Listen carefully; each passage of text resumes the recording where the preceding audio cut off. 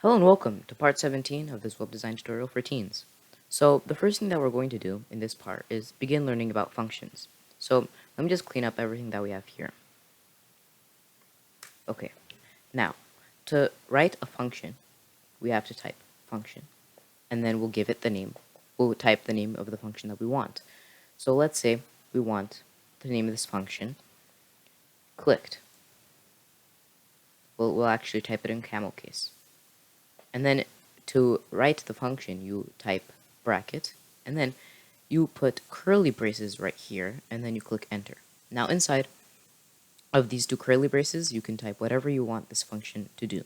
So we want to make this function alert you. So we type alert, and then brackets, and then you click to me. So as you can see, a function is just something that does a single thing. It's a function. It completes a function whenever you call it. So right now, if we save, then refresh our page, we can see that nothing happens because we didn't call the function, so we can't do anything. But we can call this function inside of our HTML. So if we go into our button that we wrote here, that we made here, we type on click. So that means when it's clicked, we call the clicked function.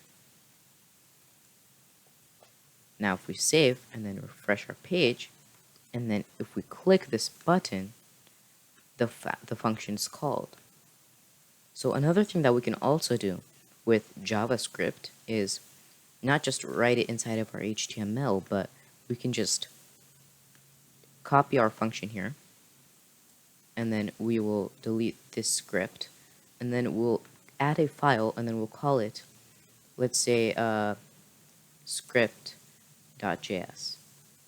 And then inside of that script, we just paste everything that we have here, and then just like with styling, we go to the head of our page, and then we type, instead of link, we type script, and then src for source, and then we'll just type the location of the script.